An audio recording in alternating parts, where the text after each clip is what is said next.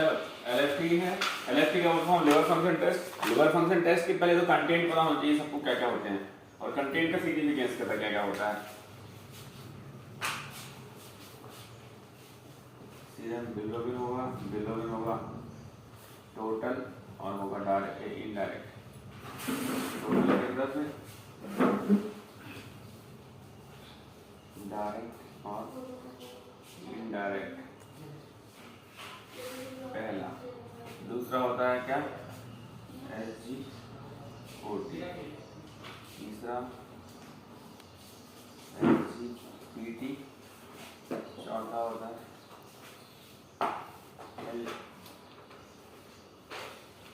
Alkaline phosphate. पांचवा होता है गामा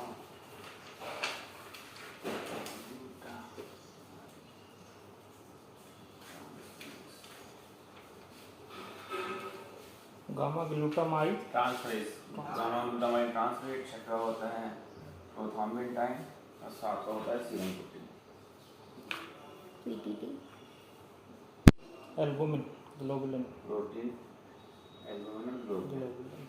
ठीक है, टोटल अपन को एलएफटी में यही 7 चीजें होती है। इन 7 चीजों में मेनली अपन को पहले पता होना चाहिए कि एलएफटी में क्या क्या आता है। ठीक है, और इन्हीं 7 चीजों का अपन को सिग्निफिकेंस देखना है कि हर चीज में सभी चीजों हर पेशेंट को अपन एलएफटी नहीं ले सकते। एलएफटी बहुत कॉस्टली टेस्ट होता है, किस पेशेंट को कितना लिखना है, क्या सिग्निफिकेंस है, बस अपन को अभी इतना देखना है आज। ठीक है, तो टोटल बिलोबिन आते हैं। टोटल बिलोबिन में सीरम बिलोबिन में टोटल से अपन को कोई मतलब नहीं होता है, अपन को देखना रहता है डायरेक्ट और इनडायरेक्ट। ठीक है, यूजुअली जो होता है ना डायरेक्ट और इनडायरेक्ट का परसेंटेज होता है। कोई भी अगर लिवर में कोई इंजरी होती है तो डायरेक्ट 70% बढ़ता है, इनडायरेक्ट 30% बढ़ता है। अगर ये रेशो गड़बड़ाता है, डायरेक्ट बढ़ता है या फिर इनडायरेक्ट ऊपर की तरफ आता है, तो उसके हिसाब से अपन को देखना पड़ता है कि कहीं और की बीमारी नहीं है। क्योंकि जो लिवर की इंजरी है, लिवर की इंजरी में 70% और 30% का रेशो होगा। अब लिवर से ऊपर की इंजरी है, इसको बोलते हैं प्री हेपेटिक, और लिवर के बाद की इंजरी है उसको पोस्ट हेपेटिक। तो पोस्ट हेपेटिक अगर कोई कॉम्प्लिकेशन होता है तो टोटल जो डायरेक्ट बिलोबिन है वही बढ़ता है, इनडायरेक्ट नहीं बढ़ता। और लिवर के पहले अगर कोई इंजरी हुई है तो वो इनडायरेक्ट बढ़ाएगी, डायरेक्ट नहीं बढ़ाएगी। तो पहला है कि अपन को टोटल बिलोबिन से कुछ काम नहीं है, टोटल बिलोबिन देखना ही नहीं है, अपन को सिर्फ डायरेक्ट इनडायरेक्ट देखना है। इनका रेशो 70-30 तक मेंटेन कर रहा है, मतलब लिवर के अंदर डैमेज हुआ है, इनडायरेक्ट बढ़ रहा है, इनडायरेक्ट बढ़ रहा है। इसका मतलब कि लिवर के पहले ही कोई चीज डैमेज हो चुकी है। मतलब लिवर के पहले क्या आता है, जो ब्लड सेल्स लिवर के अंदर आती है। मतलब इनडायरेक्ट अगर बढ़ रहा है तो हीमोलिटिक जॉन्डिस होगा, हीमोलिसिस से कहां हो रहा होगा जॉन्डिस। डायरेक्ट बढ़ रहा है तो ऑब्स्ट्रक्टिव जॉन्डिस होगा। हेपेटिक जो हेपेटाइटिस है, हेपेटाइटिस में रेशो अपन 70-30 मेंटेन करके रखना है। ठीक है, तो सबसे पहले बिलोबिन में अपन को यही 2 चीजों का रेशो देखना है। रेशो से अपन को समझ में जाएगा बीमारी कहाँ की है, उसके हिसाब से अपन आगे के इन्वेस्टिगेशन कराएंगे। ये पार्ट ठीक खत्म।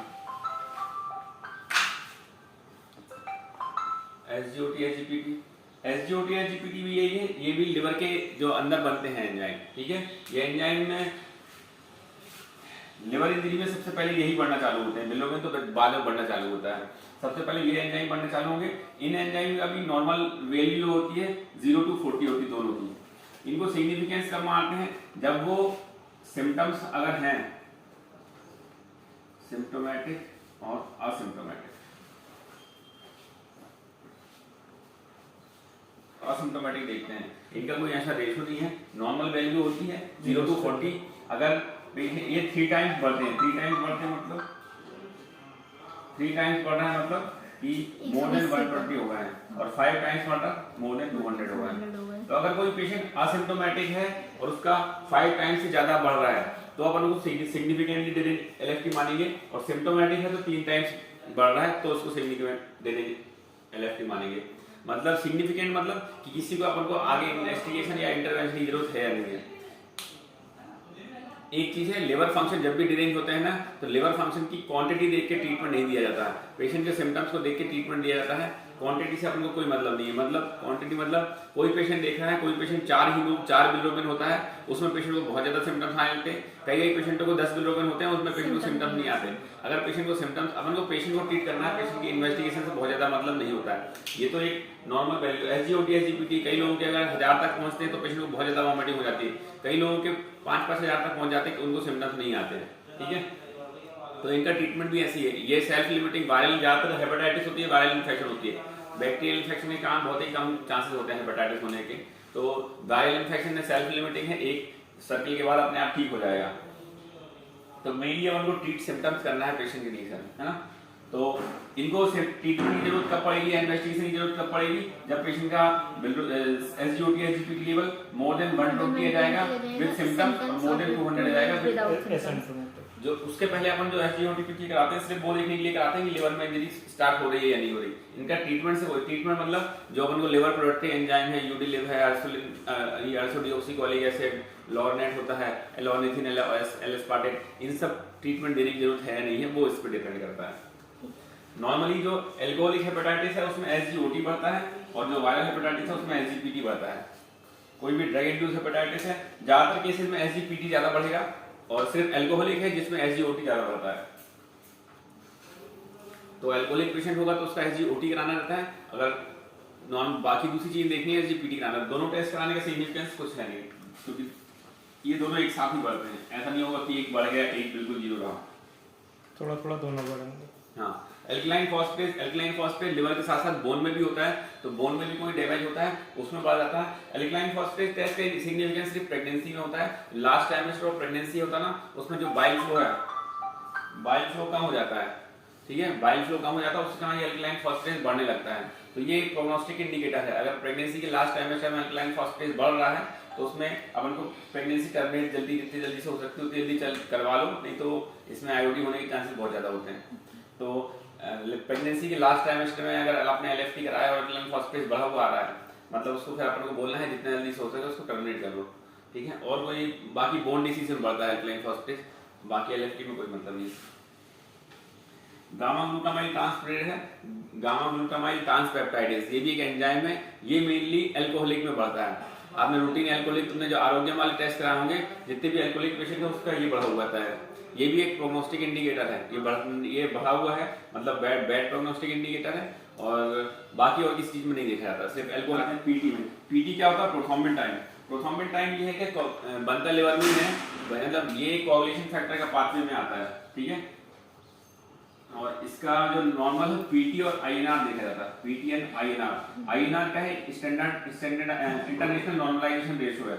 ये INR जो है ना, ये रूटीन 1 होती है, ठीक है।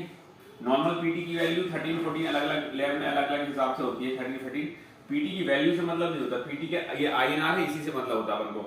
ये INR 1 होती है, ये INR बताती है कि जो पेशेंट का जो वो है डाइल्यूशन लेवल, जो ब्लड कोआगुलेशन होने की कैपेसिटी है वो कितनी कम है। अगर ये 1 है तो नॉर्मल है। अपन को कोशिश करनी रहती है कि उसको जैसे क्या कहते हैं, कोई ऑपरेशन करना रहता है, पेशेंट लिवर डिसीज का है, कोई ऑपरेशन करना है, उसमें जरूर पीटी कराते हैं सब लोग। पीटी क्यों कराते हैं, देखते हैं कि अगर अपन ऑपरेशन करेंगे तो उसमें पेशेंट को ब्लीडिंग होने के चांसेस कितने ज्यादा हैं, कितने ज्यादा नहीं। अगर ये INR 2 से ज्यादा होता है उस कंडीशन में ऑपरेशन नहीं करते हैं, तो INR 2 से कम होना चाहिए। नॉर्मली अपन को जो वॉल्व डिसीज होते हैं जिसमें मिटल वॉल्व रिप्लेसमेंट, ट्राइगस्पेड वॉल्व रिप्लेसमेंट, जितने भी वॉल्व रिप्लेस हुए हैं, या फिर जिनको वो होता है क्या अपन एंटी कोआगुलेशन दे रहे हैं, एंटी कोआगुलेशन ड्रग्स दे रहे हैं, इकोस्प्रिन एंटी प्लेटलेट है, एंटी कोआगुलेशन मतलब वार्फरिन, एसिट्रोम, ये सब दे रहे हैं। उनका हमको एक स्टैंडर्ड सेट करना पड़ता है कि जो पीटी है उसको INR जो है उसको 2 से 3 के बीच में रखना है। अगर 3 से ज्यादा हुआ तो एकदम से कहीं भी ब्लीडिंग कर सकता है, 2 से कम हुआ तो फिर थ्रोम्बोसिस के चांसेस होते हैं। तो अपन को इनको INR 2 से 3 मेंटेन करके रखना पड़ता है।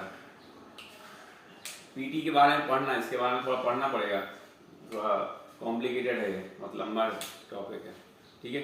ये बहुत कॉमनली यूज करते हैं अपन, जो DVT के पेशेंट आते हैं, DVT के पेशेंट में अपन एंटी कोआगुलेशन देते हैं, मेटल वॉल्व रिप्लेसमेंट या कोई सा भी वॉल्व रिप्लेसमेंट हुआ है उसके पेशेंट को अपन ये एंटी कोआगुलेशन देते हैं। किसी को मल्टीपल रिकरेंट CVA हो रहा है उसके पेशेंट को कोई भी पेशेंट अगर एंटी कोआगुलेशन दे रहे हैं उनका अपन को हर 6 महीने या 1 साल में INR कराना है, INR मेंटेन करना है 2 से 3 के बीच में, ठीक है। तो INR का बहुत वैल्यू है, लिवर फंक्शन को बताता है कि अपन को ब्लीडिंग होने के चांसेस कितने ज्यादा हैं कितने नहीं है, ठीक है। अब आते हैं सीरम प्रोटीन। सीरम प्रोटीन की प्रोटीन का पूरा जो मैन्युफैक्चरिंग है, मैन्युफैक्चरिंग होती है लिवर में। सीरम प्रोटीन के मेनली जो कंटेंट होते हैं, मेनली लगभग माना जाता है कि 8 ग्राम सीरम प्रोटीन होता है, उसमें से 50% होता है एल्बुमिन, बाकी 50% अदर प्रोटीन होता है। एल्बुमिन 4 के आसपास होता है, बाकी ग्लोबुलिन होता है। ग्लोबुलिन मेनली 3 के आसपास होता है, ठीक है। तो ज्यादातर केस जो हाइपोप्रोटीनीमिया होता है, हाइपोप्रोटीनिया मेनली एल्बुमिन की कमी से होता है। एल्बुमिन कम हो जाता है, उसके कारण पूरा जो प्रोटीन लेवल है वो कम हो जाता है। जितनी भी क्रोनिक डिसीजेज हैं या फिर जहां से एल्बुमिन सीक्रेट होता है, जैसे कई बार एल्बुमिन लिवर में तो बन रहा है, किडनी से एक्सक्रीट भी हो रहा है, तो किडनी की बीमारी होगी उसमें भी एल्बुमिन कम हो जाएगा, ठीक है। लिवर की बीमारी होगी उसमें भी एल्बुमिन कम हो जाएगा।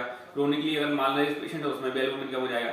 बहुत सारी कंडीशन है उसमें एल्बुमिन कम हो जाता है, उसको फिर अपन हाइपोप्रोटीनीमिया बोलते हैं, ठीक है। ज्यादातर जो केसेस आते हैं ना क्रोनिक टीबी वाले, माल न्यूट्रिशन वाले, उन लोगों को पीडब्ल्यूडी में देखा होगा, वो सब हाइपो एल्बुमिनिया के कारण होता है। क्योंकि एल्बुमिन क्या है, ब्लड को बॉन्ड करके रखता है। एल्बुमिन कम होगा तो ब्लड की वेस्कोसिटी कम हो जाती है, इससे पानी बाहर आ जाता है, तो पेशेंट को पीडब्ल्यूडी होने लगता है। कई पेशेंट देखे होंगे क्रोनिक मालनरिश, हमेशा उनको पीडब्ल्यूडी मिलेगा, वो सब हाइपो एल्बुमिनिया के कारण ही होता है।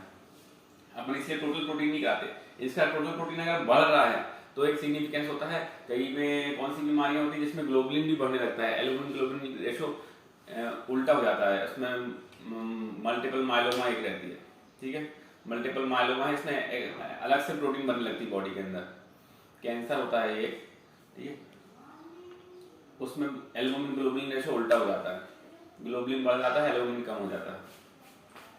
तो टोटल अपन को लिवर फंक्शन फिर से रिवाइज करा देगा। क्या कहें, सीरम सबसे पहले सीरम बिलोबिन होगा। सीरम बिलोबिन में डायरेक्ट इनडायरेक्ट देखना है, टोटल से अपन को कोई मतलब नहीं है।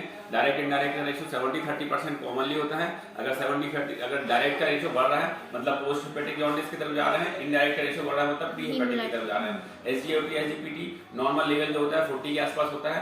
मोर देन 3 टाइम्स बढ़ रहा है तब तो अपन को कुछ करना है, 3 टाइम्स नहीं बढ़ रहा है मतलब अपन को इंटरवेंशन नहीं करना है, सिर्फ अपन को ऑब्जर्वेशन करना है उनके लिए। अगर असिम्प्टोमेटिक है, असिम्प्टोमेटिक में मोर देन 5 टाइम्स, सिम्प्टोमेटिक में मोर देन 3 टाइम्स। उसके बाद आते हैं एल्कोहलिक में एग्जीओटी बढ़ता है, बाद में हेपेटाइटिस में एसजीपीटी बढ़ता है। फिर एल्कलाइन फॉस्फेटेज ये बोन की डिसीज में भी बढ़ जाता है, लिवर डिसीज में भी बढ़ता है। प्रेगनेंसी के थर्ड ट्राइमेस्टर में इसका सिग्निफिकेंस बहुत ज्यादा है। प्रेगनेंसी थर्ड ट्राइमेस्टर में अगर एल्कलाइन फॉस्फेटेज बढ़ रहा है तो जितना जल्दी हो सकता है उसको प्रेगनेंसी टर्मिनेट करना है। उसके बाद आते हैं अपन गामा ग्लूटामाइन ट्रांसपेप्टाइडेज, ये भी एक एंजाइम है जो कि लिवर में बनता है, यूजुअली अल्कोहलिक लिवर डिसीज में बनता है, ठीक। फिर आते हैं प्रोथ्रोम्बिन टाइम एक कोagulation का पाथवे में एक इम्पोर्टेंट फैक्टर है जो कि अपन को बताता है कि पेशेंट की ब्लीडिंग होने की टेंडेंसी कितनी ज्यादा है कितनी नहीं है। पीटी हमेशा दिखाया जाता है आईएनआर से, इंटरनेशनल नॉर्मलाइजेशन रेशियो से। अगर आईएनआर मेंटेन है 1 तक मतलब नॉर्मल है, 2 तक 1 to 2 तक अपन को कुछ नहीं होना है। 2 से अगर ज्यादा बढ़ रहा है आईएनआर मतलब पेशेंट को ब्लीडिंग होने के चांसेस बढ़ जाएंगे। कोई भी अपन को पेशेंट जो एंटी कोagulation ले रहा है, एंटी कोagulation वॉर्फिन एसीटोन ले रहा है, उसको अपन को टारगेट दिया जाता है कि इसका आईएनआर 2 से 3 मेंटेन करके रखना है, जिससे कि ब्लड पतला ही रहे, उसका कहीं भी थक्का ना जाए। फिर आते हैं सीरम प्रोटीन, उसमें आते हैं एल्बुमिन और ग्लोबुलिन। एल्बुमिन जो है लिवर से बनता है, किडनी से एक्सक्रीट होता है। कोई भी कंडीशन ऐसी होगी जहां पे लिवर डैमेज है या फिर पेशेंट क्रोनिकली ले नहीं पा रहा है, माल एब्जॉर्प्शन हो रहा है, उस कंडीशन में प्रोटीन कम हो जाएगा या फिर किडनी डिसीज में प्रोटीन कम हो जाएगा, ठीक है।